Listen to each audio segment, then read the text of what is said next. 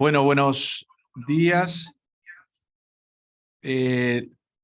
Bienvenidos a una nueva clase abierta de pediatría. Estamos en el Pereira Rosell y hoy tenemos de invitadas que van a dar la conferencia las doctoras Gabriela Carro y Serena Cienra, que son cirujanas de acá del Hospital Pereira Rosell.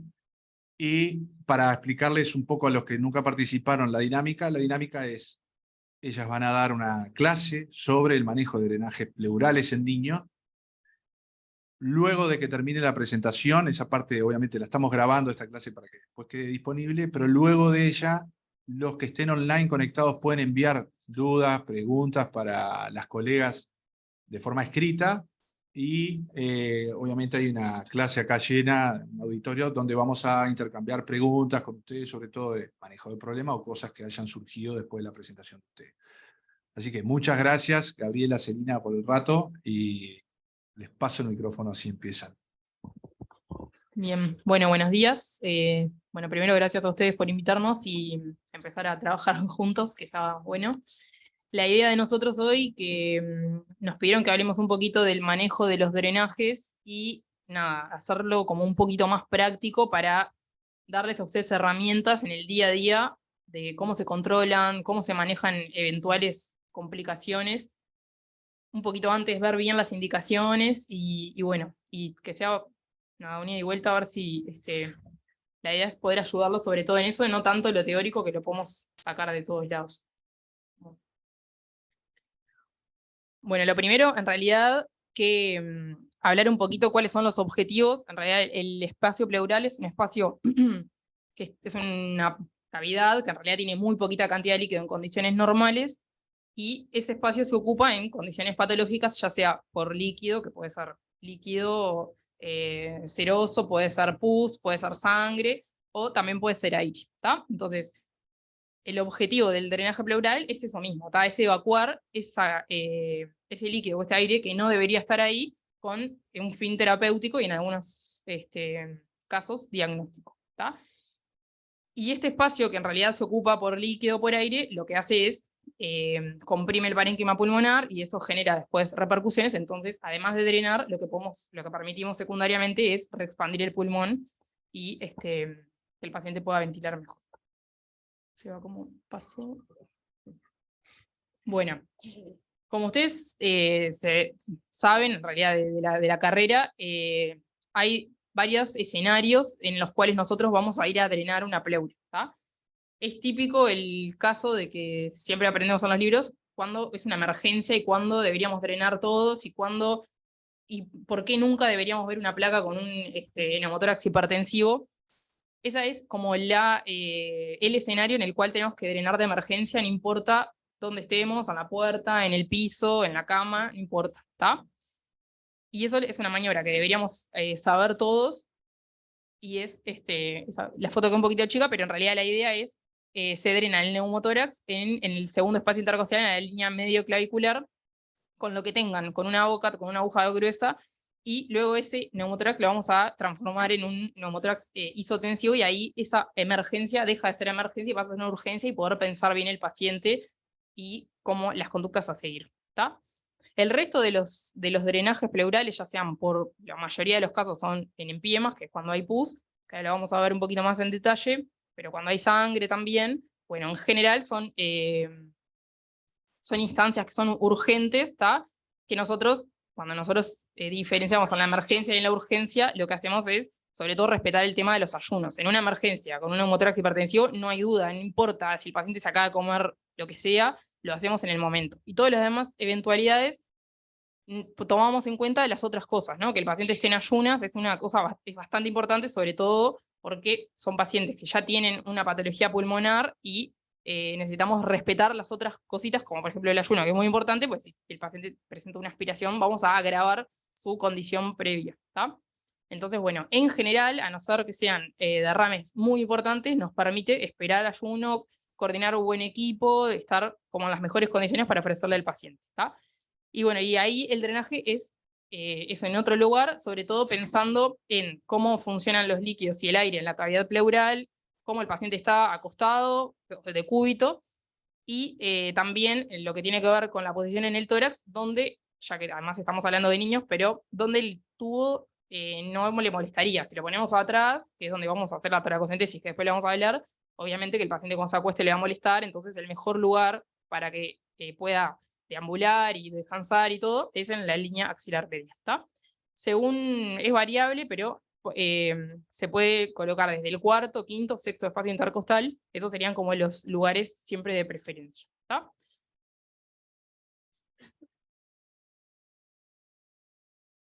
Bien. Con respecto a las técnicas de colocación, es algo, ahora pusimos ahí como un punteo, pero la idea es, como ya hablamos, cuando estamos hablando de un paciente en la urgencia, siempre lo mejor es que el paciente vaya a bloque quirúrgico. Si bien en algunas ocasiones podemos drenar tórax en el CTI, por ejemplo, o en la URE, o en situaciones de emergencia, o de urgencias, casi emergencias, lo ideal es que el paciente esté en bloc, se intube. Ahí nosotros como cirujanos nos pasa mucho de tener discrepancias con los anestesistas, que es un procedimiento muy cortito y que vos capaz que en 5 o 10 minutos lo terminás, pero en realidad para nosotros es muy importante todo lo que tiene que ver con que el paciente esté bien intubado y todo, porque es una maniobra que despierta ciertas condiciones que el paciente se puede agravar rápidamente, ¿está? Bueno, y después nosotros lo que también está escrito en todos los libros es dónde se colocaría, ¿está? Primero hablamos de la línea axilar media como algo de comodidad del paciente, ¿está? Pero también debemos respetar lo que se llama el triángulo de seguridad, ¿está? Que está en el borde externo del pectoral mayor, en la línea mamilar, y el otro borde externo es la línea medioclavicular, ¿está? Eso serían el sector ideal para prevenir ciertos accidentes, ¿está? Como maniobra previa, antes de nosotros hacer un drenaje pleural, siempre hacemos bloqueos con anestésicos locales, ¿está? En el espacio donde vamos a poner el tubo, un espacio por encima y un espacio por abajo, ¿está? Y la técnica de colocación del drenaje, si bien es una maniobra que es rápida y generalmente nos lleva muy pocos minutos, es una maniobra que la tenemos que hacer con mucho cuidado, es una maniobra que es a ciegas, que obviamente que podemos generar lesiones, ya sea intrapulmonares, de grandes vasos, del paquete intercostal, ¿tá? Y es una maniobra que mismo nosotros en nuestra curva de aprendizaje cuando éramos residentes, al principio es una maniobra que da miedo y ustedes si algún momento en otro ámbito que no haya cirujano o algo tienen que drenar un tórax, les va a dar miedo porque nos genera hasta a nosotros también, ¿está? Pero bueno. Sí. Una cosa que digo, está bueno que expliquen, es que en niños, por la alta distensibilidad del tórax del niño, es necesario que alguien te ayude sosteniendo el tórax del lado contralateral. Eso es algo que ustedes están habituados, pero que hay que hacerlo porque si no, el tórax, y tener cuidado con el punzón, con la guía metálica, de hacer un stop con el dedo.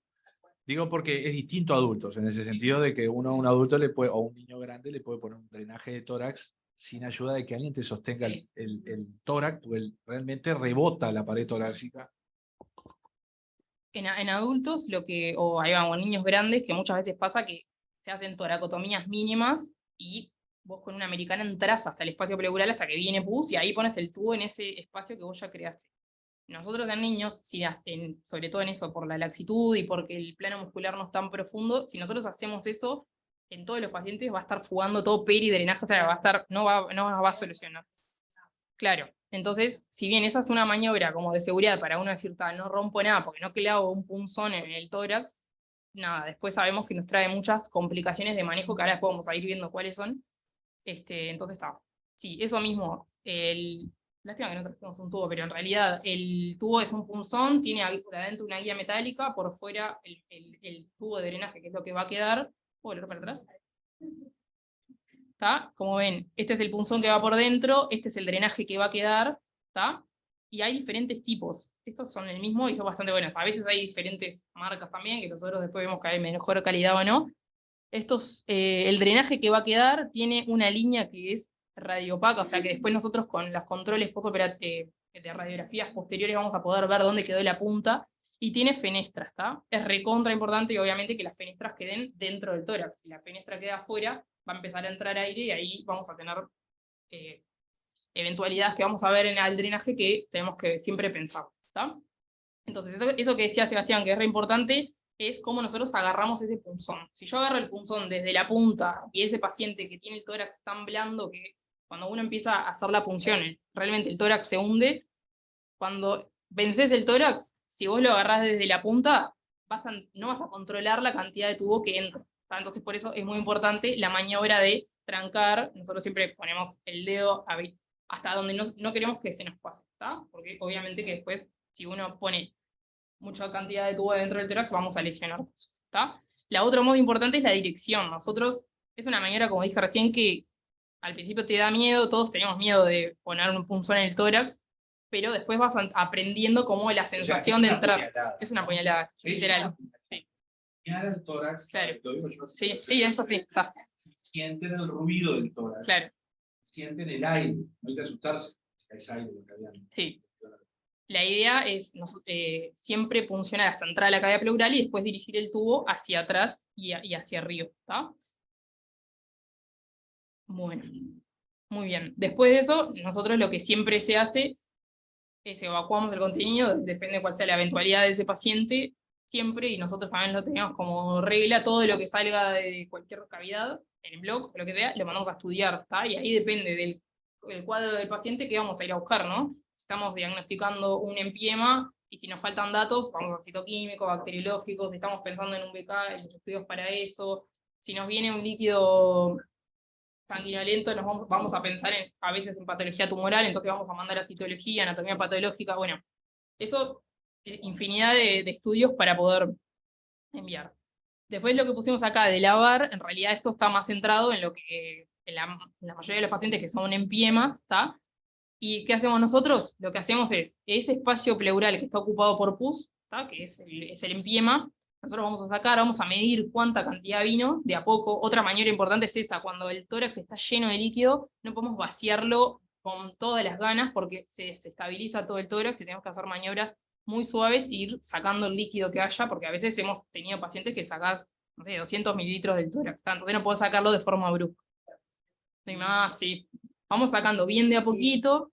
Esta parte del lavado está bien, porque ayer estábamos hablando con ellos. Claro, y tal vez nos evitamos esa etapa que ahora es la práctica. Cuando no hacíamos criminolíticos, la aspiración era que cuando lo drenaran, limpiaran bien. Claro. O sea que no hay que darlo por sentado de que va a hacer. O sea, puede que estés en un lugar que nadie va a hacer criminolíticos y esa etapa es fundamental. Claro. Nosotros ayer esa histórica. O sea, ya se supone, pero es que se supone, a lo mejor te toca un cirujano que claro. Nada, plena y... Sí. Sí, esa maniobra que es como el arrastre, eso. Nosotros cuando empezamos creo que los cirujanos lo hacían, y de hecho también es otra maniobra a ciegas que nos da miedo porque también empieza a sangrar y uno no sabe si lastima o no. O sea, nosotros siempre le explicamos. Claro. Porque era el lavado de la pleura, de lavar al rastro. Claro. Eso ya durante mucho tiempo no se... Claro. No se hacía. Eso ahí va, y si el líquido viene muy clarito, claro. Tienen otras patologías, no sé si la nuestra. Sí, lo más prevalente que son los infartos. Claro. Eso ni me lo da. Bien, ¿qué es lo importante del lavado, ¿no? Nosotros, la cavidad pleural, yo siempre les explico a los padres y les hago dibujitos dónde vamos a poner ese drenaje, ¿está? Esa cavidad no tiene comunicación con el pulmón, ¿está? O sea que no tendría por qué venir aire. Si viene aire es porque hay una comunicación con el pulmón y está rota la pleura, o sea, la capa de la pleura que está contra el pulmón, ¿está? Entonces eso es lo que se llama una fístula broncopleural, o sea, pasa aire.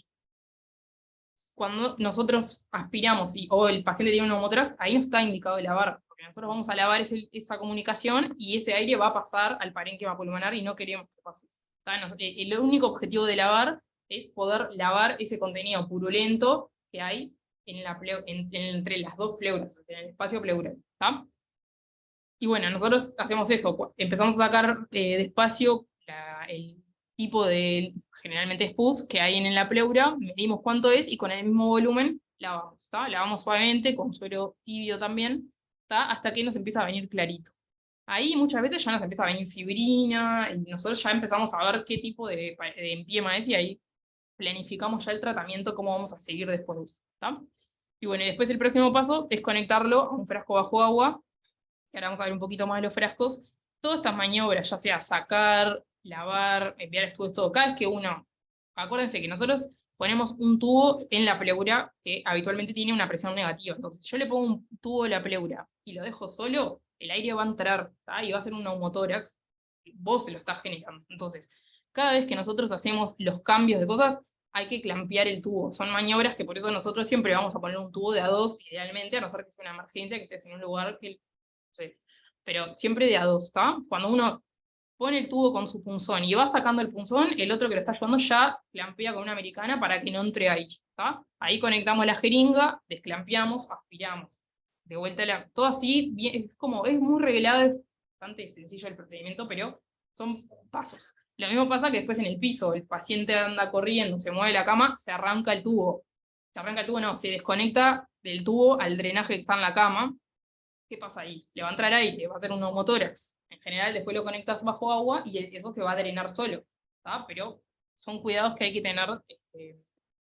Y la otra es. Y eso que nombrás no es menor, porque capaz que se te rompió, viene la madre, te dice, mira, se rompió el frasco bajo agua, y lo que no tenés otro frasco disponible enseguida, tenés que agarrar igual un riñón con agua y ponerlo bajo el agua, para que drene el aire y no ingrese. No es menor eso, porque muchas veces no hay como que clampearlo, si es necesario ese aire, Sí. ¿no? O eso, después uno hace una radiografía porque estuvo unas horas sin el frasco y tiene un neumotórax, pero es esperable, eso lo va a ir drenando. Bueno, después el tema de la fijación también. Nosotros cada vez más vemos con los cambios de los gérmenes que generan las neumonias y todo, que los drenajes se van a largo plazo, a veces las neumonias necrotizantes, que también ahora después vamos a hablar. Entonces es bastante importante este punto, ¿está? Cuando nosotros fijamos un tubo, que lo hacemos con un hilo que es irreabsorbible, siempre lo hacemos y lo enseñamos de no hacer nudos muy fuertes que la piel queda muy apretada, porque con los días eso se empieza a macerar y el niño se le lesiona la piel y el tubo queda sin fijación. Nos pasa acá, muy habitualmente tenemos que venir a volver a fijarlo, ¿tá? A veces por más que lo fijes perfecto, igual el niño es un niño, se mueve, lo que sea, se van perdiendo las fijaciones, pero es un punto que le dedicamos también un ratito porque sabemos que puede estar 20 días o un mes con el tubo y obviamente lo mejor es que no llevar la veloca al niño cada rato, ¿no? Bueno, y después los tipos de conexiones. Ahí. Como estuvimos hablando recién, en realidad lo más, lo habitual es conectar el frasco bajo agua, ¿tá?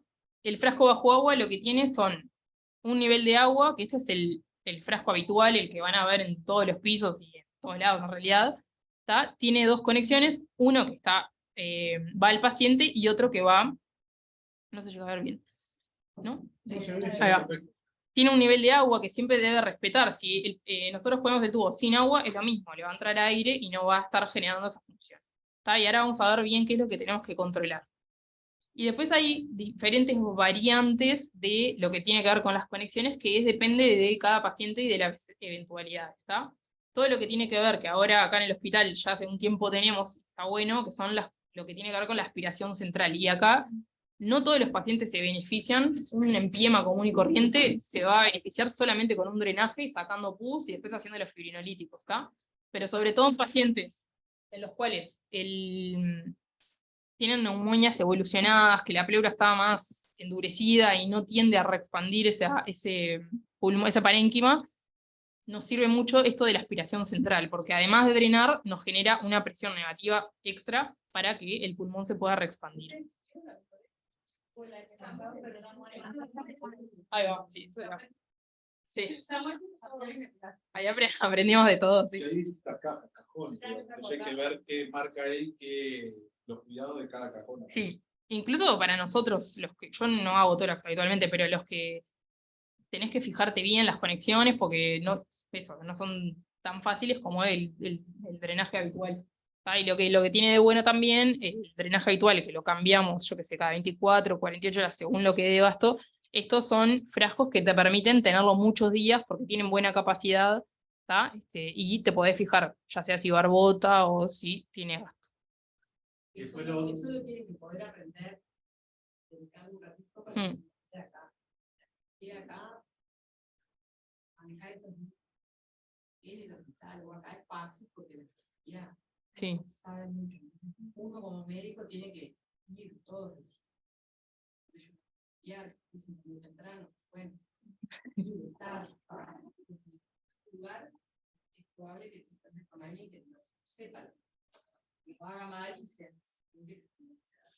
o se sorprenda cuando le ponen por primera vez un aplicativo. Claro.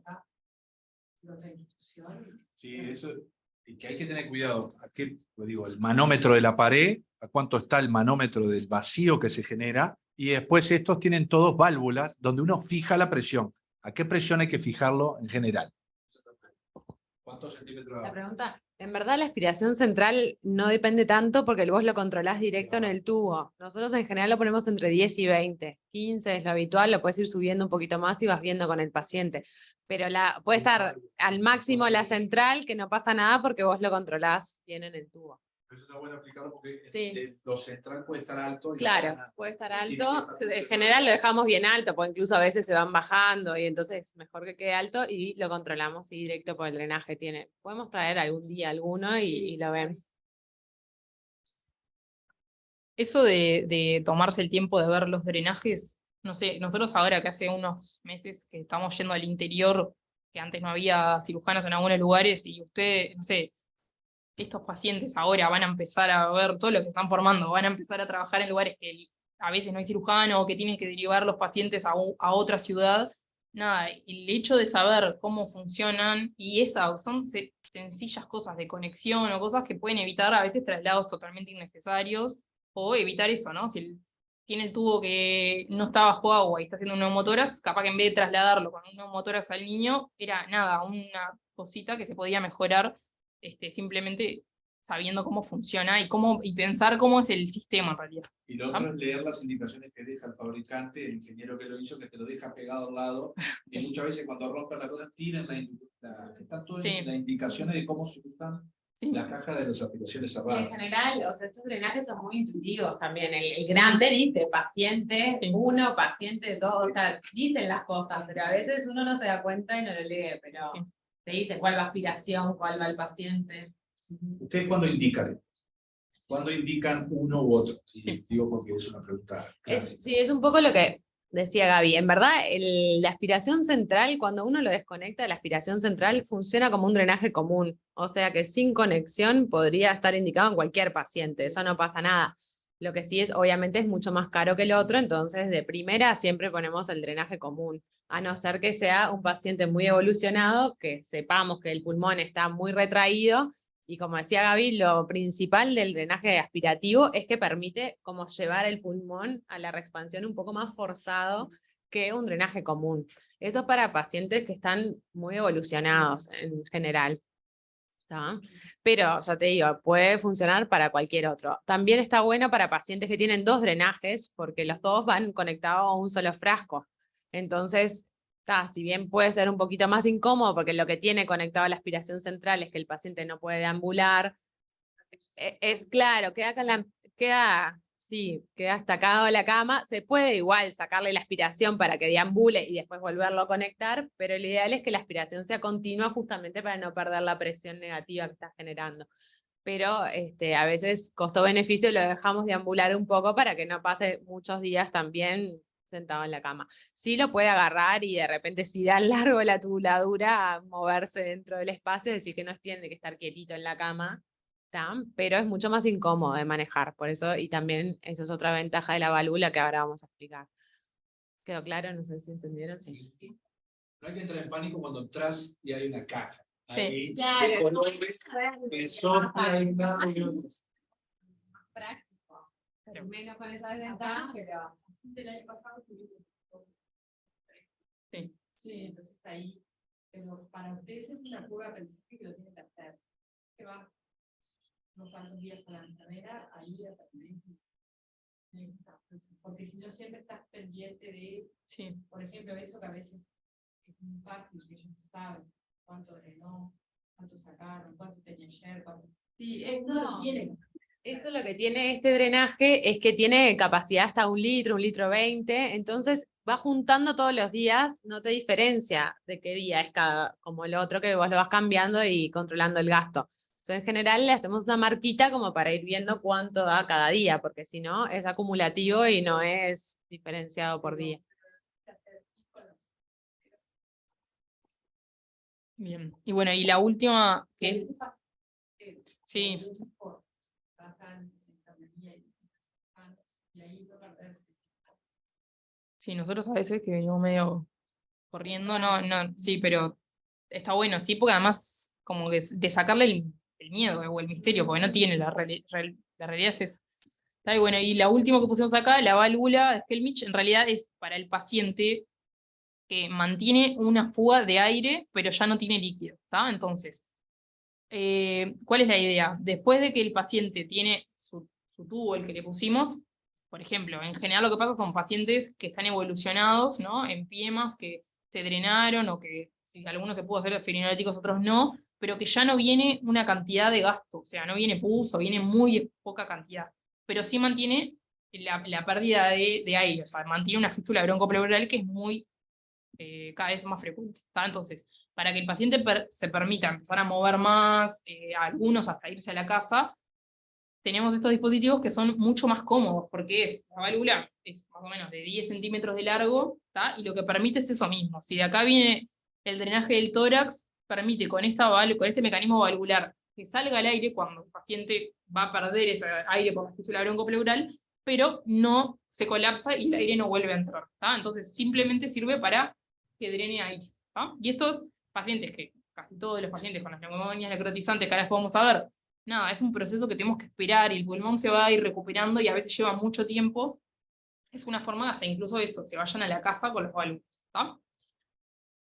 Hay que ver que insufle y baja. Claro, la forma de nosotros ver que funciona es cuando generalmente lo que hacemos, le pedimos al paciente o a la mamá que lo levante o algo para estimular que empiece a ventilar con más fuerza o a veces que llore. Entonces uno ve que cuando sale el aire se infla, porque generalmente es como un material como si fuera, parecería una goma como de látex, lo que parecería como se infla y después se colapsa, ¿está? Y cuando nos queda la duda, porque ya hace muchos días tiene la válvula y si está capaz que ya cerró, lo que hacemos es la sumergimos en un frasquito con suero, ¿está? Entonces ahí, ¿qué pasa? Cuando sale aire, vamos a ver burbujas, y si no sale aire es porque ya no está soplando, o sea, no está saliendo aire por esa fístula, ¿está? Eso también, cuando vengan, nosotros tengamos algún paciente acá, pueden ver, es una maniobra, nada, recontra sencilla, ¿está? Bueno. Y después, nada, por más que todos los frascos y la teoría, como todo ideal, nada, tenemos que tener ciertos cuidaditos que a veces, ya sea porque estamos en el hospital o porque estamos en Uruguay, que no tenemos como los mejores materiales en algunas cosas, entonces a veces tenemos problemas en las conexiones.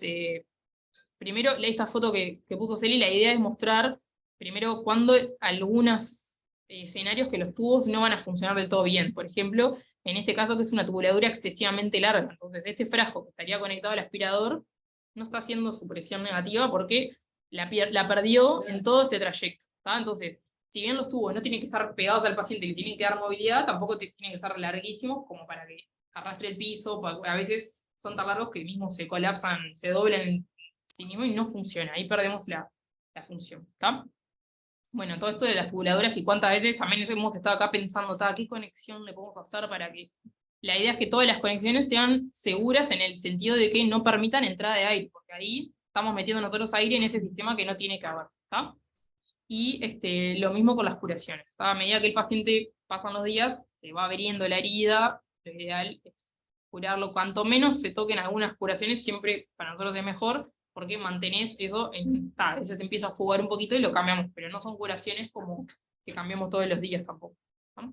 No sé Sí, esas conexiones en general siempre está conectado el tubo al frasco, nosotros en general las dejamos al aire, como para que uno lo pueda ver, porque si se envuelve en el leuco, de repente se desconecta y no te das cuenta, entonces por eso tiene el leuco de un lado del otro, en general tiene unos leucos transversales también, como para unirlos si se despegan, pero que estén al aire y que estén vistas, y hay que chequearlo eso siempre que un tubo no oscila, que las conexiones estén bien también.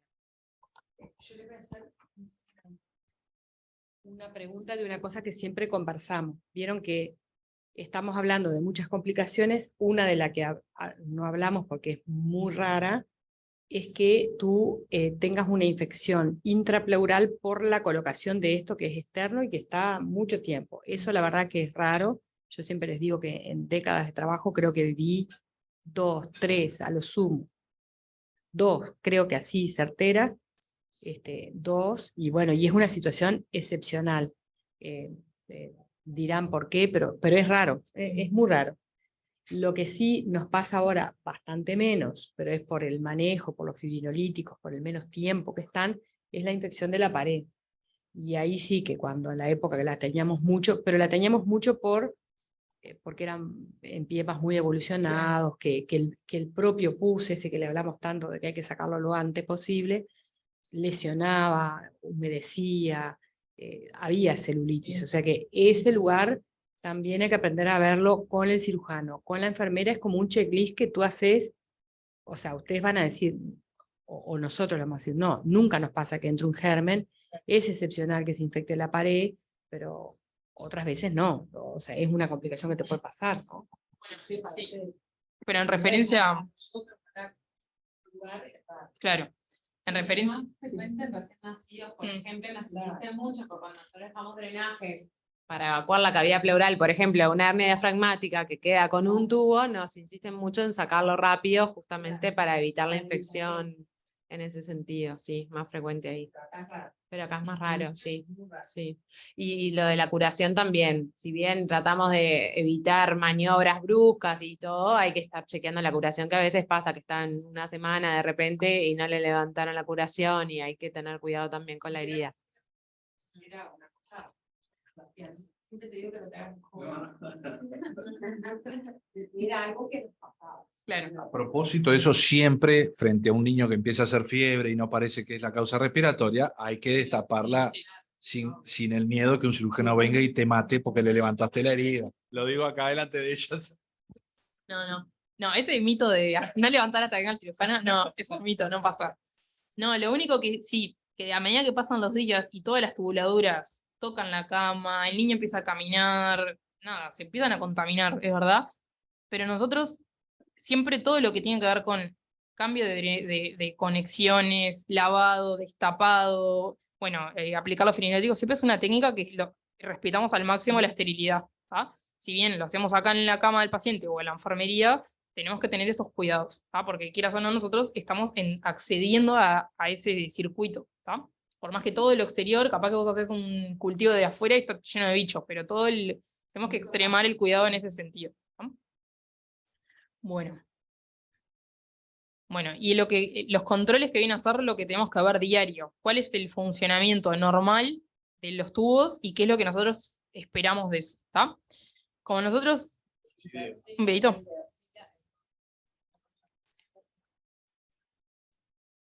¿Qué pasa cuando nosotros ponemos ese tubo en la cavidad pleural? Cuando ponemos ese tubo, la cavidad pleural está aumentada, ¿no? O sea, tiene líquido porque hay una infección o lo que sea. Entonces, los primeros días de colocado el tubo, en general, nosotros podemos ver que oscila ampliamente con la respiración. Y eso que nos habla de que el tubo está correctamente posicionado en la cavidad pleural. ¿Tá? ¿Qué pasa a medida que el paciente va evolucionando y a la mejoría, que nos pasa muy frecuentemente, que venimos y no, está tapado el tubo? Y en realidad nosotros ves acá y este movimiento está divino, no pasa, porque este movimiento es porque hay mucho espacio en la cavidad pleural. Pero si el espacio de la cavidad pleural, porque el paciente está mejorando, empieza a disminuir, obviamente que no le va a dar la presión como para moverse tanto. Incluso a veces, vos si te fijas en la columna de aire, ni siquiera de agua, perdón, no se está moviendo ahí. Entonces nosotros siempre chequeamos que más cerca del paciente, que siempre hay alguna burbuja o algo, oscila. Y a veces oscila mínimo, y eso ya, nosotros ya nos quedamos re tranquilos de que en realidad está bien posicionado y está permeable. ¿Tá? Porque si el tubo está tapado por un coágulo de fibrilina, no oscila en ningún lado. ¿Tá? Sí, eso pasa sobre todo en los pacientes ventilados, ¿no? Donde oscila muy chiquito.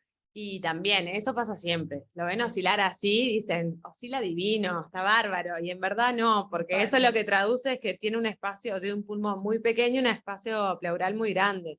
¿Tá? O sea, que eso al principio, como decía Gaby, a veces es lo esperable, pero ya si va muchos días y sigue oscilando así el paciente, es que ese pulmón no está respondiendo. ¿Tá? Entonces, por más que a todos les encanta, porque lo ven clarísimo oscilar y dicen oscila perfecto, en verdad no está bien que oscile tan ampliamente. ¿Tá? Una cosa es que cuando uno drena un neumotórax espontáneo, por ejemplo, que hizo un neumotórax, uno lo drena, una vez que está bajo agua, capaz que barbotó un segundo, después dejó de barbotar y apenas oscila, no quiere decir que no funcione, quiere decir que ya cumplió su función y hasta depende si no tiene fístula, obviamente, pero puede no oscilar. Y eso que usted dice es típica llamada a los cirujanos de parte nuestra, se tapó el tubo, porque abajo no oscila en el frasco, pero uno va al sector proximal del tubo y oscila un poquito una burbuja de aire y estaba tapado de pus, entonces o no le da la fuerza para mover la columna de agua abajo. Yo siempre, si nosotros que estamos sanos, nos ponemos un tubo ahora, ¿no? En realidad va a oscilar mínimo, porque no, mi espacio pleural está... Claro, pero entonces por eso... Pero bueno, esa es una de las cosas. Y la otra cosa que tenemos que ver siempre es si barbota, ¿tá? Que en realidad, ¿esto es video no? No. Tá.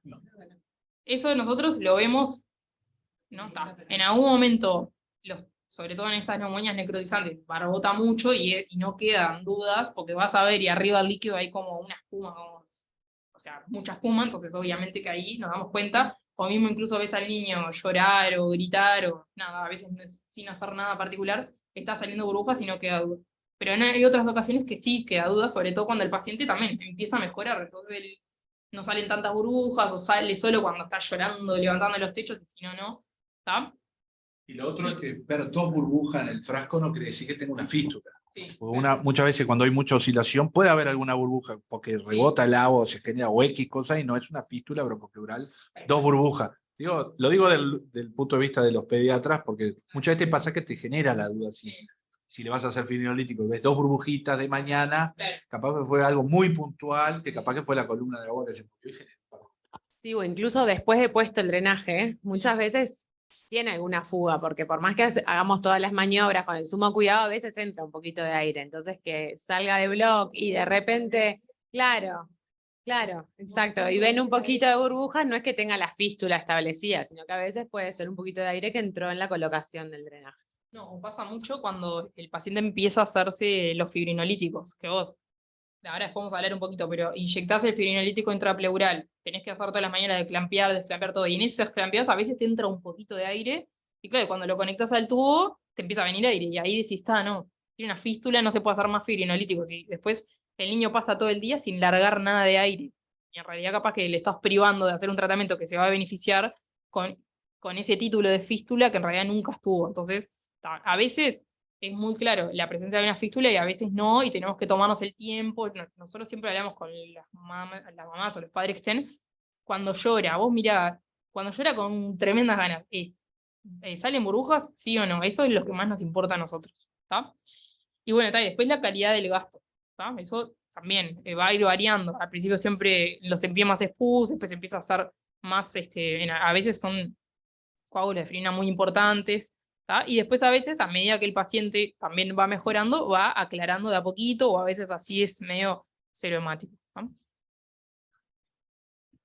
Bueno, esto es lo que ya lo estuvimos hablando, ¿tá? Estas pincitas que la van a ver en todos lados, el objetivo es ese, que cada maniobra que nosotros hacemos sobre el tubo, antes de conectar, clampear, ¿tá? Como no son de muy buena calidad, siempre usamos dos, ¿tá? A veces así o a veces en direcciones diferentes, ¿tá? Y esto que pusimos acá es porque a nosotros nos ha pasado en algunos pacientes que uno también tiene miedo de que se desconecten las cosas porque lo pasás de camilla, lo que sea, y decís, lo voy a clampear por seguridad, para que no le entre aire, ¿tá? Pero a veces el paciente justo tenía una fístula de alto gasto y en ese traslado que capaz que se fue a hacer una tomografía, se le colapsa el pulmón y empeora mucho, ¿tá? Entonces siempre ver el estado del paciente, obviamente cuidar las conexiones, tener un drenaje en un niño es algo que hay que cuidarlo, y bueno, y sobre todo después uno tiene que ese cuidado del drenaje no lo vamos a hacer ustedes, ni nosotros, ni enfermería, esos cuidados a cargo del que está con el niño todo el tiempo, ¿tá? Y eso es algo que tenemos nosotros también, siempre se lo vamos metiendo a los padres, ¿tá? Que cuiden el drenaje. No sé si les... Bueno, esto medio que ya lo estuvimos hablando, ¿tá? Cuando el tubo no oscila, ¿tá? Primero eso, puede ser que el paciente esté mejorando y por eso no oscila abajo. Claro. Claro. No lo pusimos acá porque sabemos que no va a pasar. Cuando el paciente siempre, muy cerca del drenaje, siempre, no sé, hay una burbujita, hay algo ahí que nos permite a nosotros ver esa mínima oscilación, ¿está? Si oscila mínimo, no nos preocupamos más, el tubo está permeable, ¿está? Cuando nos sigue quedando las dudas, ahí empezamos a ver cosas, ¿está? Eso que se llama la maniobra de ordeña es algo que van a ver a nosotros hacer, cuando vemos acá que no se mueve, empezamos a agarrar el tubo, obviamente cuidando todas las conexiones, y le hacemos como orden, ¿está? ¿Para qué? Para que si hay un coagulito o algo, siga su camino, ¿está? Y se destape. A veces funciona, a veces no. ¿Está? Cuando no funciona, la otra etapa es lavarlo con un poquito de suelo, ¿está? Ahí de vuelta, conectar con las pincitas azules para antes de poder desconectar el coso, y ahí lavamos con un poquito de suero, o generalmente aspiramos un poquito a ver si viene algún coagulito o lo lavamos, ¿tá? Y eso generalmente se destapan los tubos sin problema, ¿tá? Otra de las cosas que pasa mucho en los postoperatorios ya tendiendo un poco más alejados o cuando se hacen fibrinolíticos es que empieza a jugar peridrenaje, ¿tá? Lo que hablamos al principio, cuando antes se ponían, o en los adultos, el tubo previo que vos le haces una incisión y entras al tórax con una americana, claro, hay un espacio alrededor del tubo, entonces fuga por el costado, y los líquidos fugan. Claro, pasaba mucho. Eso pasaba, pero de ahí las infecciones, Claro. ¿viste? O sea, el peri era bastante común que mojara, o sea, que ahora eso ustedes no lo ven, pero te puede pasar Sí. que te haya o a veces los niños que están con mucho tiempo, y entonces el contenido de la pleura empieza a salir y eso genera, o sea, son cosas que ahora damos por hecho de que no nos ocurren por estas cosas que ustedes explican. Pero bueno, puede pasar que un cirujano adulto drene un niño y ojalá en algún momento vuelva a ocurrir, pero pasa, que bueno, que a lo mejor lo hace distinto, pero para nosotros era común. Entonces, uno tiene que valorar de que se formó en un lugar en donde estas cosas son así, por lo menos yo que sé, cuando conversás antes, ¿no? O cuando vuelve, fijarte si, no sé si hay manera de darse cuenta si lo hicieron o no, pero cuando te fuga alrededor y empieza a mojarte, tu curación todas las mañanas está mojada, es que algo, eso no es lo que... ¿Tá? Cuando hacemos los fibrinolíticos pasa frecuentemente que esos días que vos le haces, peridrenaje fuga un poquito. Eso no es contraindicación para hacer los fibrinolíticos, ¿tá? Porque a veces también, no, pero él está jugando bastante. No es contraindicación. Él está jugando bastante, por eso Y una cosa que es un error que yo cometí muchas veces, que un día un cirujano me lo enseñó, es hay que ver la dirección que tiene externa. El tubo es uno solo que va hasta el intratorácico. Entonces hay que ver en qué dirección quedó posturado. Lo ideal es que esté en el vértice pulmonar, la placa uno ve, pero afuera quizás si uno le hace la instilación de fibrinolítico y pone horizontal el tubo, seguramente haga en el intratorácico pared y ahí no pasa el fibrinolítico. Y lo que tiene que hacer es redireccionar la parte externa para que quede comunicado directo. Incluso lo sienten en la tuma y en la jeringa, en la presión negativa del niño respirando. Y ahí saben que no van a estar haciendo fuerza contra un tubo angulado en la pared torácica. O sea que respetar cuando uno destapa, instila o lo que sea en la dirección del tubo, que empieza extratorácico pero termina intratorácico. Digo porque muchas veces te pasa eso. Incluso el tubo tiene unas líneas de color que en general son de un color medio verde agua, que eso también hay que chequearlo, porque muchas veces el frasco pesa y la rota, y entonces queda la línea, y la ven que está torcido el tubo. Eso mismo para valorar si oscila o no, pero también para inyectar el fibrinolítico. Hay que ver que las líneas queden bien y que queden paralelas, y que no esté torcido, no angulado. Se ve bien fácil con esas líneas, incluso dentro de la placa también. Una cosa que no dijimos que se me ocurrió ahora, esos pacientes que ustedes ven que barbotan mucho o venía no barbotando y empezó a barbotar como loco, siempre pensar que el tubo se retiró un poquito y que una de las fenestras está afuera del tórax o en la pared ahí muy cerca de la piel. Entonces ahí una de las maniobras que nosotros hacemos siempre es también ir a chequear eso, ¿tá? Ahí los pacientes empiezan cuando se sienten mejor, se empiezan a mover, a jugar, lo que sea, y a veces esas fijaciones se van aflojando y el tubo sale. Entonces, es una de las cosas que hay que mirar. Bueno, generalmente las salidas accidentales, nada, pasan en niños, es muy frecuente. A veces, justo, nosotros siempre decimos, el niño se lo sacó, por algo es, y después no hay recolocar porque anda bien, ¿sí? Pero muchas veces no, tenemos que ir a recolocar los tubos y bueno, nada. Y después la otra maniobra para retirar el tubo, que en realidad es nada, algo que hacemos acá en el piso, que no tiene... ¿Cuándo sacás? Sí, o que no sé si quiere, o que ellos... no, si quieren. ¿Lo has visto? Acá un drenaje.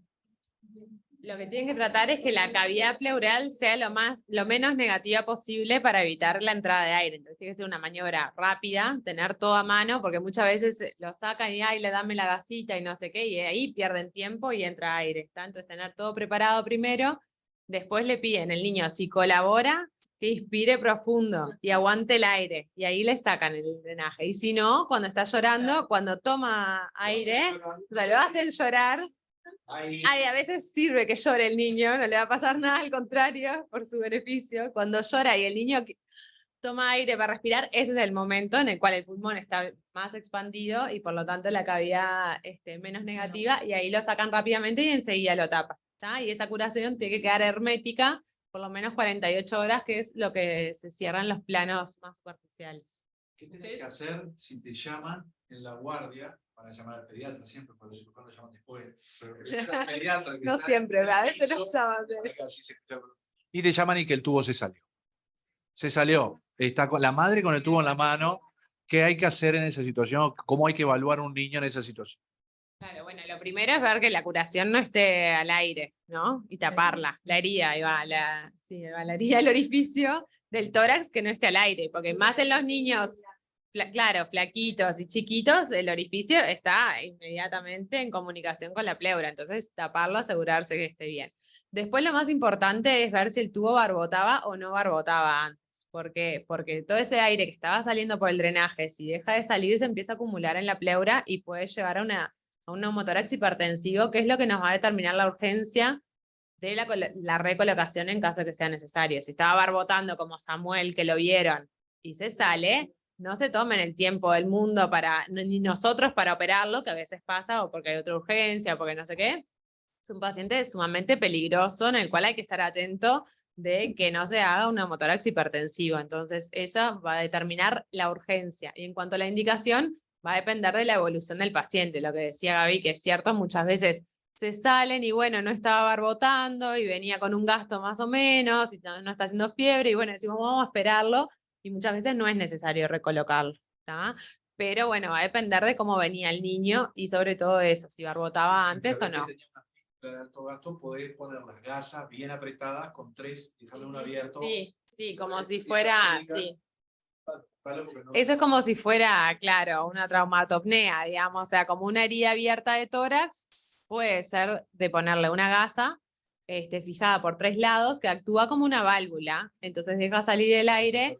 Igual no nos confiemos en eso, ¿no? Porque está. Lo que hacemos siempre es hacer lo que dijeron al principio, ¿no? Porque, claro, ahora son pocos niños y entonces eso no ocurre. Cuando eran muchos eso era bastante normal. Pero lo primero es tratar de poner una buena curación ahí bueno, y de nuestro lado examinarlo, porque a lo mejor ese neumotórax ocurre inmediatamente y entonces ahí, o sea, lo vas a tu paciente que lo conoces de cómo estaba su examen anterior. O sea, eso te puede pasar. O sea, lo nuestro es tapar y examinar. Claro que son segundos, no es, lo dejo para que lo controle la guardia, o enfermería justo cambió el turno y pasó una hora que nadie lo vio. O sea, hay que estarle arriba porque de un minuto a otro puede volverse de isotensivo a hipertensivo y de eso depende la vida del paciente. Entonces son pacientes donde que si pasa eso, estaba barbotando como loco y pierde el drenaje, bueno, hay que estar arriba del paciente y hay que drenarlo lo antes posible. Bien. Que a veces el sentido de la urgencia no se tiene tanto. No es, bueno, se hace la placa en la tarde, o no sé, o pasa de que demora, porque justo pasó tal cosa, y no, hay que estar arriba. Claro, eso ahí va. Capaz que después en el día a día, ustedes van a ver que nosotros hacemos eso, ¿no? Se sale el tubo, menos, por ejemplo, pacientes que están en esa situación, pero los que ya vienen con una fístula, que es la mayoría, porque ¿a qué niño se le sale el tubo? Los que ya tienen agrandado el agujero, la fijación está más o menos, y en general son niños que ya están en vías de resolución. Entonces, no sé, habría que hacer un estudio. ¿Cuántos pacientes que se sacan el tubo tenemos que realmente que recolocar? Entonces, nosotros que los cirujanos estamos acá en el Pereira todo el tiempo acá adentro, es recontra común que hacemos eso, ¿no? A saber que el paciente que contó Celi, que obviamente es otro paciente mucho más grave, ¿no?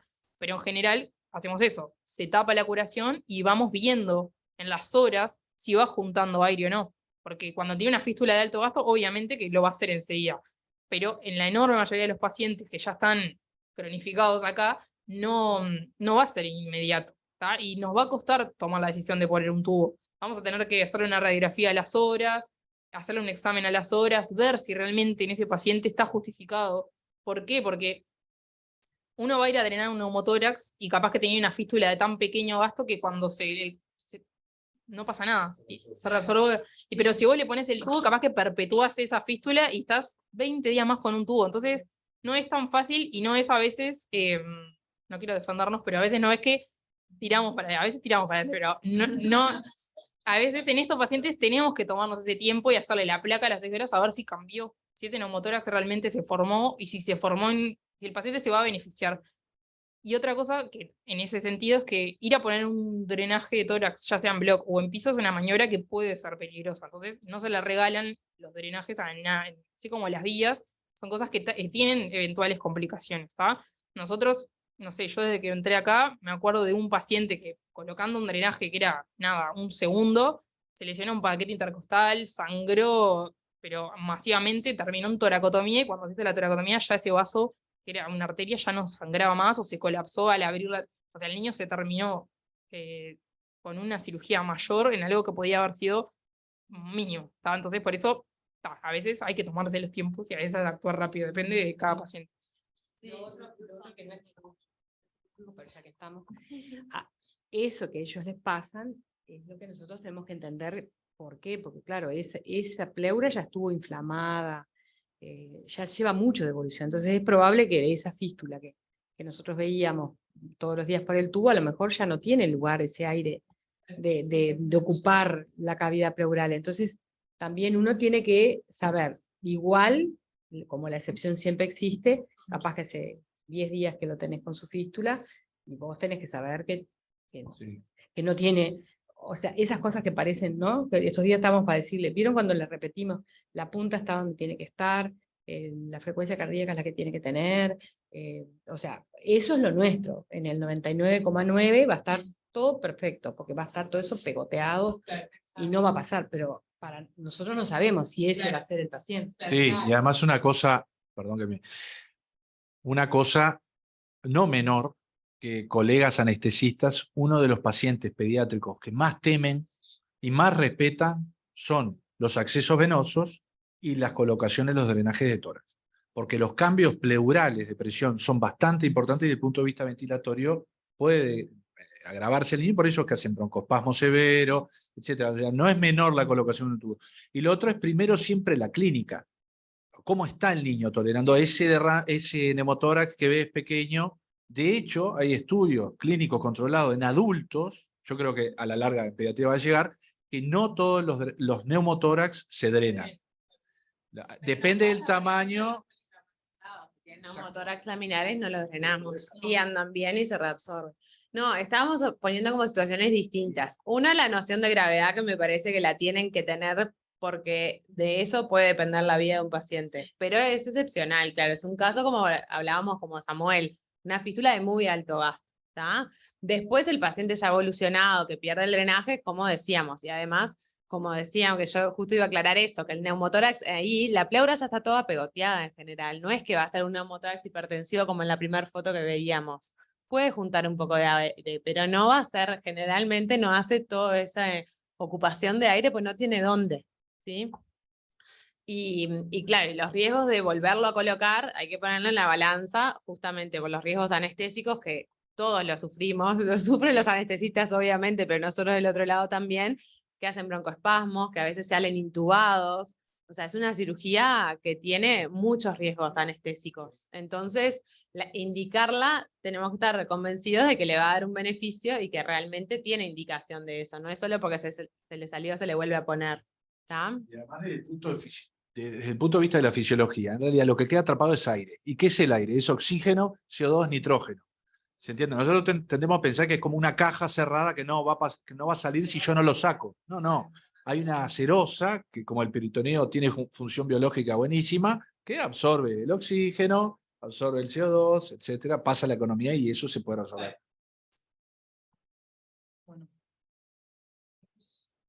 Bueno, y ahora nuestra idea era como hablar un poquito más de los criterios y de los fibrinolíticos, y después hablar un poquito de neumonias necrotizantes, ¿está? No tanto del manejo de los tubos, sino de las patologías puntuales. Bueno, el empiema en realidad es un derrame pleural paraneumónico infectado, ¿está? O sea, que expuso una cavidad pleural, y el diagnóstico lo pusimos en rojo porque queremos como resaltarlo, que es por toracocentesis, ¿está? Nosotros muchas veces, y cada vez más, nos pasa que hay muchos ecografistas que trabajan con niños y ya nos hacen el diagnóstico de que tiene un derrame y ya le ven que flotan flóculos y lo que sea, y ya a veces, en algunas instituciones incluso, es tipo, no, dale, hay que drenar ese tórax con un tubo. Y capaz que no era pus, era líquido de inflamatorio, y en realidad ese niño tampoco se beneficiaba de poner un tubo, ¿está? Entonces, nosotros teníamos como puntos de corte, ¿está? Menores de 10 kilos y mayores de 10 kilos, el espacio que nosotros originalmente se había usado en radiografías, ver y medir el espacio, ¿tá? Y ahora es como de común uso el uso de la ecografía. Entonces el paciente que está ustedes lo van a ver ustedes, al principio, por una neumonía, con un síndrome menos, van a plantearse que estamos frente a un derrame probable empiema, van a pedir la radiografía y la ecografía, ¿tá? Y ahí vamos a medir el derrame, ¿tá? Cuando el paciente tiene mayor de esas medidas, que también nosotros ponemos eso como punto de corte, pero también siempre va de la mano a cómo está el niño.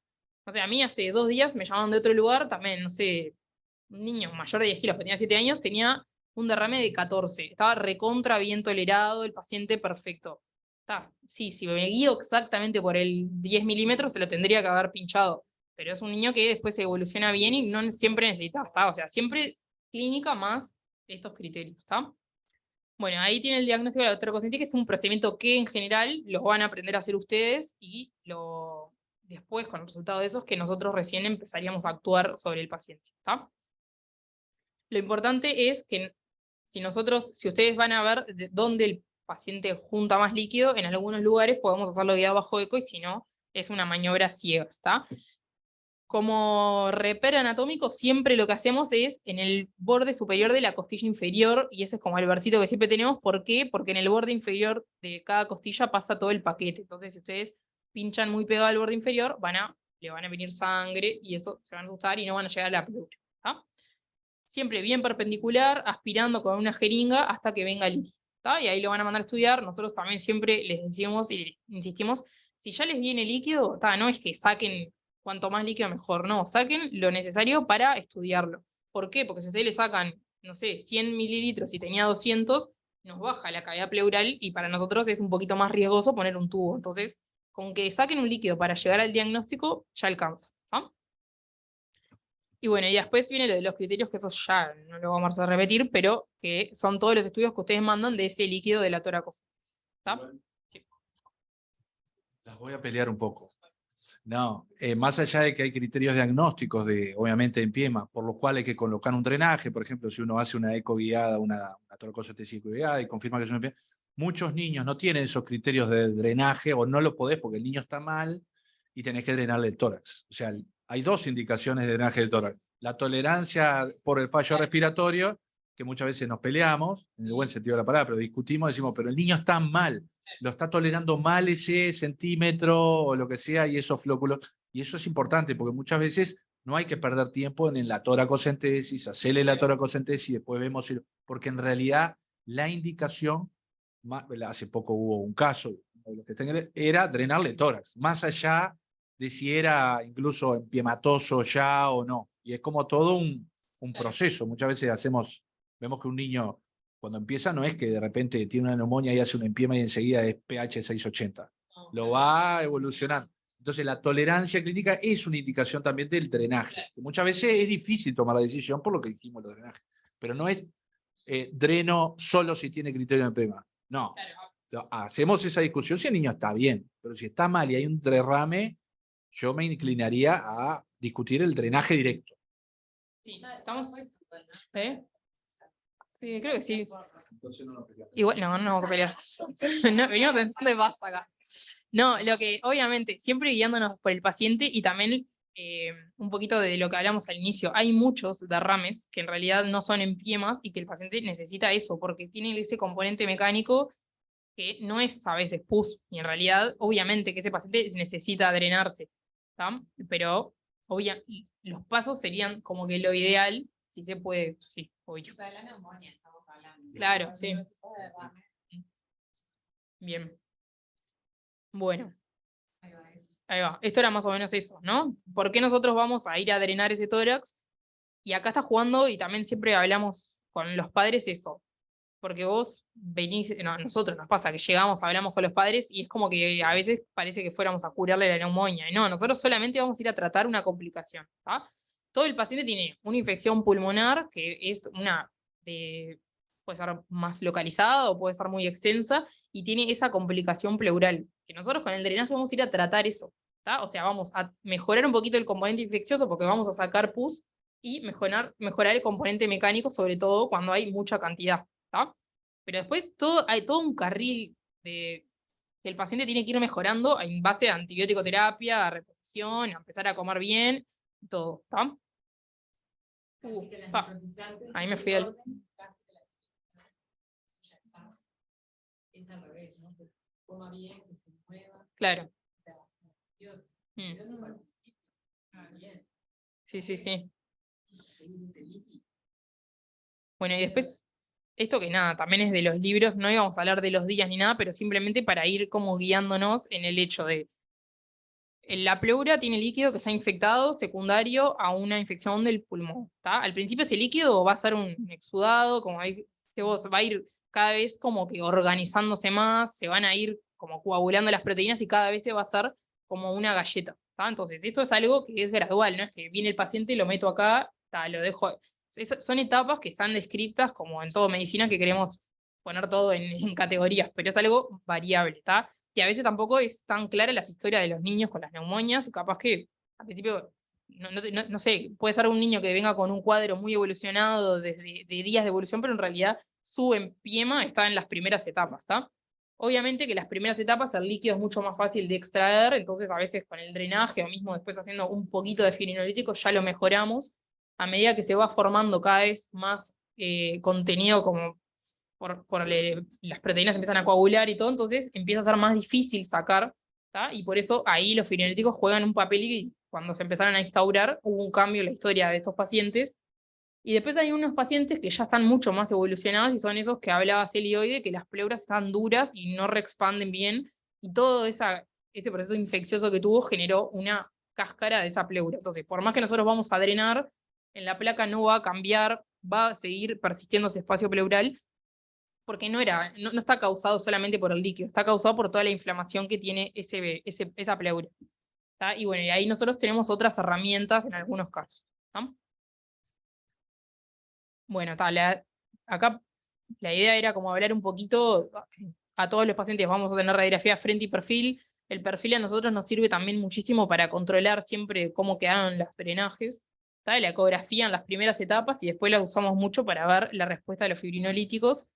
Y en los pacientes, cuando nosotros pedimos tomografías, reservamos las tomografías a los pacientes que están complicados o que no andan como nosotros esperamos. ¿Tá? No regalamos tomografías a niños, ya lo saben, todos tenemos ese mismo concepto, ¿tá? Pero en estos pacientes solamente cuando, o sea, la mayoría no la requiere, solamente cuando hay algo que nos queda duda. ¿Tenía alguna malformación previa porque, no sé, tenía placas medias raras antes o historias? Bueno, ahí pedimos tomos. O si las neumonías marchan mal y nosotros queremos ver qué está pasando.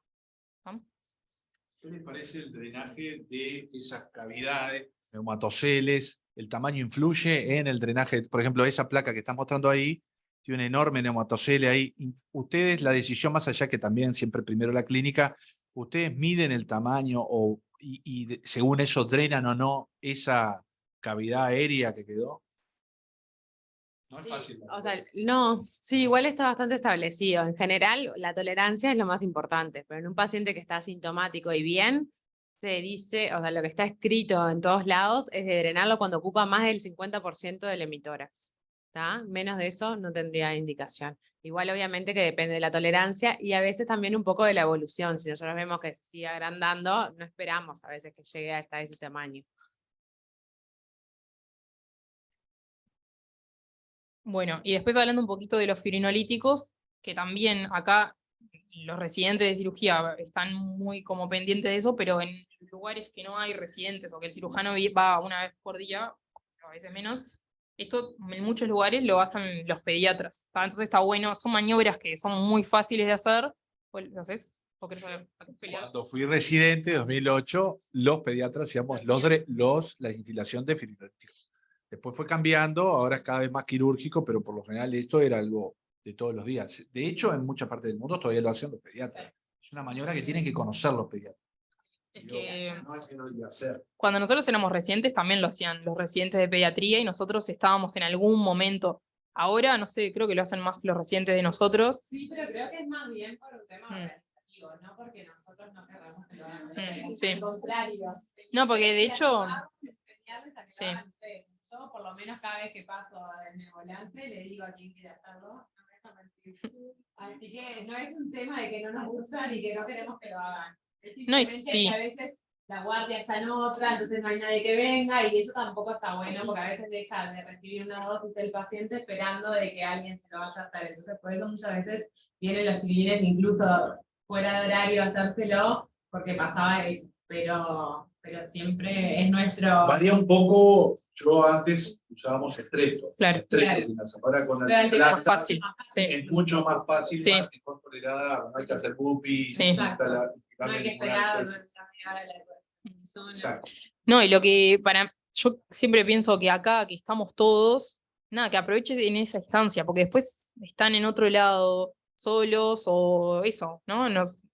No sé, nosotros tenemos mucha cabeza de lo que está pasando con la cirugía ahora y que la idea es que haya cada vez más cirujanos, pero eso, el procedimiento es algo muy sencillo y en realidad está bueno que ahora que ustedes están en un ambiente académico y rodeado ya sea de sus docentes o de nosotros que estamos también, poder aprovechar esas instancias y hacerlo y no después, cuando les tocó solos en un lado, decir, esto cómo era, o sea, sacarle el misterio, porque realmente no lo tiene. ¿Tá? Esta de la streptokinasa, que era lo que usábamos hasta hace muy poco, e incluso en algunos lugares a veces viene, a veces no, ¿tá? Y bueno, lo que genera, lo que hablamos recién, genera mucha reacción inflamatoria y por eso tenía pasos previos que hacía un poquito más engorroso todo el procedimiento. ¿Tá? Hacer hidrocortisona, ibupropicaína era sobre todo para apagar toda esa reacción. ¿Tá? Estas son las dosis, que también siempre, según la edad de los pacientes, está establecido. ¿Tá? La streptokinasa tenía como, además de la reacción inflamatoria, otra que tenía 4 horas de estar clampeado. En esas 4 horas el paciente siempre lo tenés que estimular a que se mueva de un lado para otro, así el líquido va. O sea, el objetivo de la streptokinasa es licuar básicamente lo que el empiema, ¿tá? Y que después sea más fácil que sale. ¿Tá? Entonces, cuanto vos más lo muevas, el líquido va a ir accediendo a diferentes lugares de la pleura. ¿Tá? Y la otra es que se hace la medicación cada 24 horas. ¿tá? Nosotros hacíamos cada 24 horas por 3 días, ahí en general hacíamos un control con ecografía y ahí decidíamos si hacíamos a veces dos sigmas. ¿tá? A veces alguna más incluso. Bueno, y ahora ya hace un tiempito, en realidad en casi todos los lugares está la alteplasa, que es una medicación que tiene ciertas ventajas sobre la strepto en lo que tiene que ver con que es mucho más fácil el procedimiento y mucho menos vueltas, ¿tá?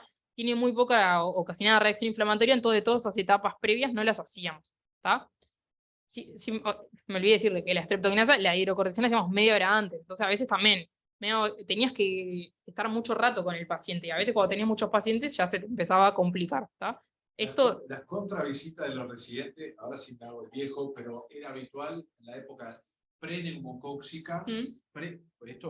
La vacuna antineumocóxica, ya la hemos discutido en otras clases, cambió la historia de esto, pero antes eran capaz que en este piso nomás había 10 niños con empiema, de los cuales vos venías un día y tenías que instilarle streptokinasa a 2, 3 mínimo. Y es instilación de bupi. No en todos los lugares hay alteplasa, pero la verdad que alteplasa es mucho más cómodo, como dicen ahí, además en los protocolos que están acá de las dos. Está bueno. Bueno, eso es mucho menos cantidad de líquido que tenemos que hacer intrapleural, ¿tá? Pues acá les dejamos las dosis, que eso después está bueno.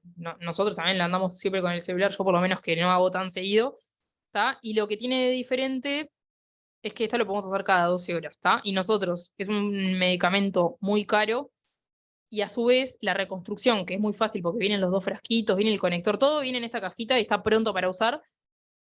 un frasquito, o sea, imagínense lo poco que usamos de cantidad. Entonces, si nosotros tuviéramos en esa etapa, ¿no? Que tenías 2, 3 neumonias, empiemas para hacer fibrinolíticos, nos resirve un frasco para varias dosis.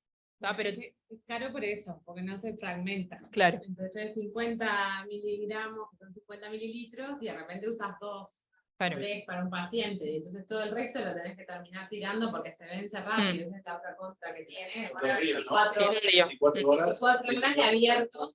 Por eso lo hacemos cada 12, pues se puede usar cada 24, pero ahí tendrías que usar varios frascos. Entonces cada 12 también se puede usar y acortás con un solo frasco, te sirven las 3 dosis. Nosotros, y si lo dejas afuera, 8 horas, o sea, menos todavía.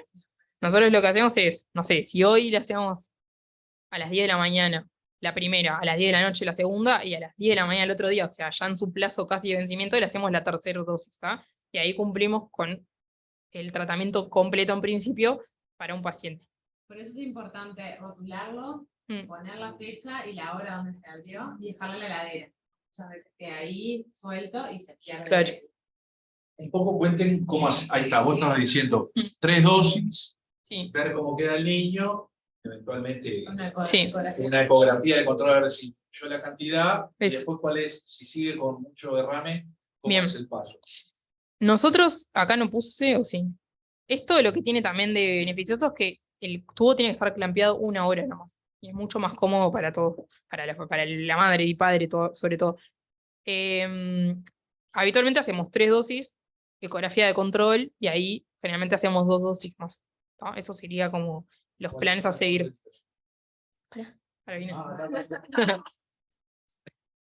Sí, sí. Eh, ahí, ahí. En realidad, sobre todo, bueno, esto hay una lista enorme, ¿está? Pero a las alteraciones de las crisis es de lo más. Nosotros siempre, cuando ya están planeando poner un tubo y vamos a ir a coordinar en block, ya muchas veces, si no tiene crisis, se la sacamos en block, pensando ya que enseguida le vamos a hacer los fibrinolíticos. Una de las cosas que no dije anterior es que antes la streptokinasa recién la hacíamos a las 24 horas de la cirugía.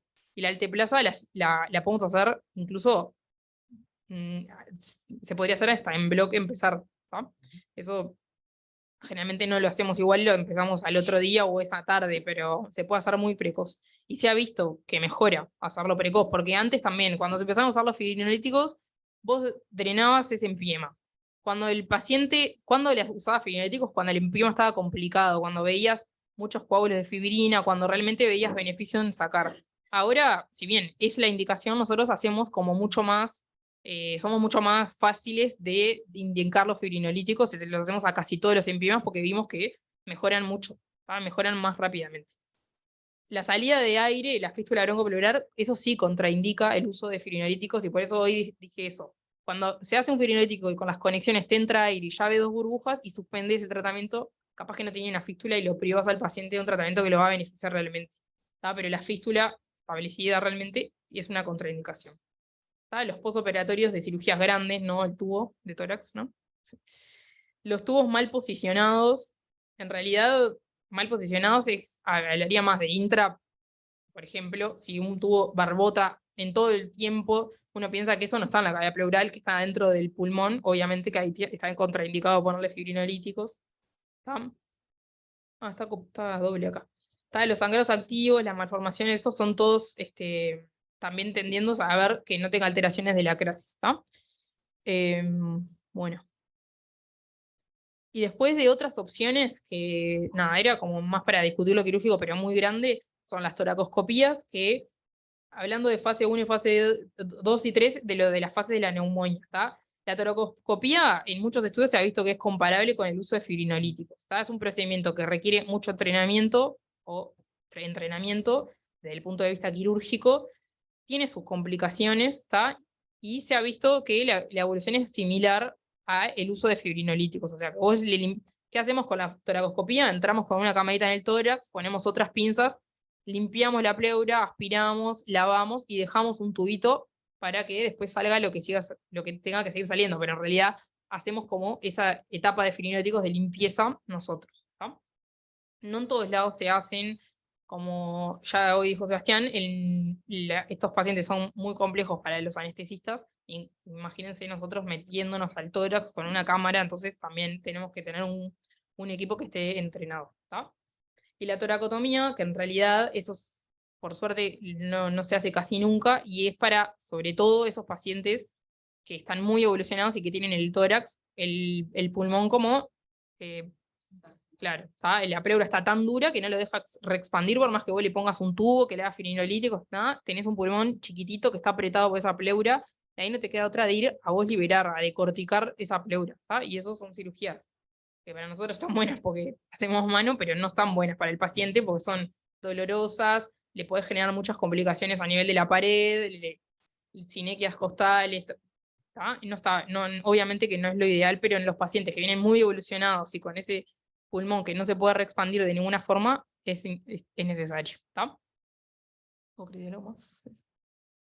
Y, bueno, y después íbamos a hablar, 2 segunditos de neumonía necrotizante, que son cada vez más los pacientes que nosotros estamos viendo y que nosotros como cirujanos actuamos solamente en la complicación pleural en general. Puede haber alguna indicación que ahora vamos a ver, ¿tá? Pero acá lo que predomina sobre todo es todo el componente inflamatorio y que nosotros tenemos que saberlo y preverlo. Hay formas, por ejemplo, ya ver leucocitosis, la PCR, mantener la fiebre muy alta o que la fiebre se reactive, imágenes en las radiografías de tórax de cavitación, como vimos en la otra, eso nos habla de que hay lesiones en el parénquima que son causadas por ciertos gérmenes, que cada vez vemos más. ¿Tá? Bueno, esas cavitaciones que son las neumatoceles, que hay foto, ¿no? ¿Qué pasa? Es lo que hoy preguntó Sebastián. ¿Qué es el neumatocele? Es un agujero en el parénquima pulmonar causado por esa infección.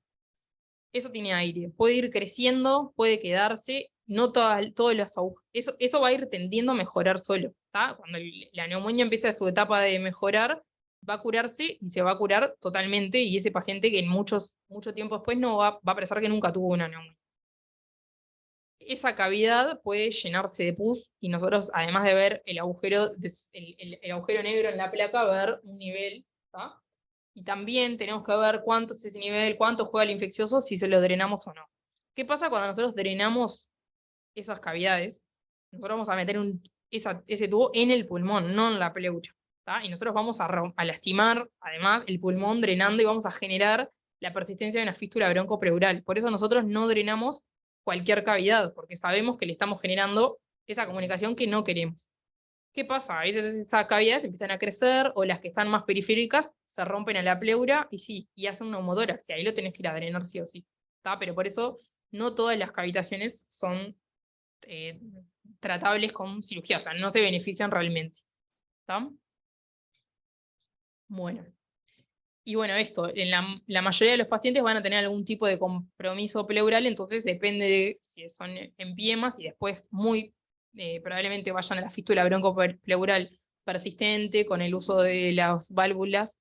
¿Tá? Ahí vamos a tener que tratarlo.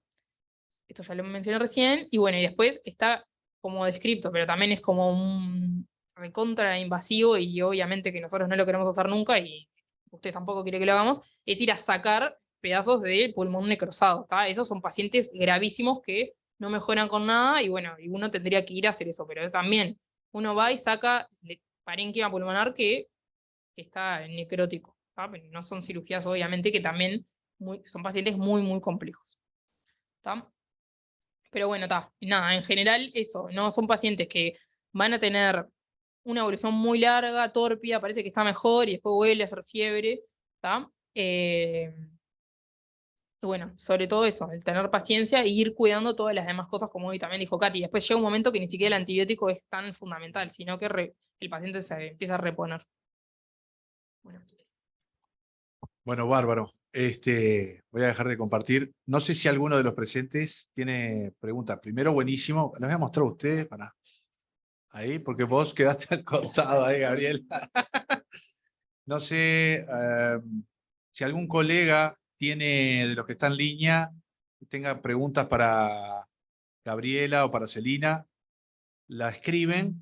Y si no, no sé si alguien quiere allá tenés una pregunta, allá tiene una pregunta.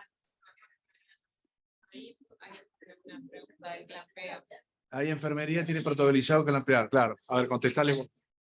No, no sabemos muy bien por qué, si antes porque en verdad el miedo creo que es que el frasco se vuelque y le entre aire a través del frasco, ¿no? Pero en general, si uno controla bien el frasco, lo pone cuidadosamente y traslada correctamente al paciente, ese riesgo no debería existir, por lo tanto, no está bien clampear los drenajes con el traslado. Y menos al tomógrafo, que se va el paciente solo, que muchas veces, bueno, solo con alguien de enfermería, pero no tiene a alguien arriba, que puede demorar tiempo en la sala de espera y todo ese tiempo.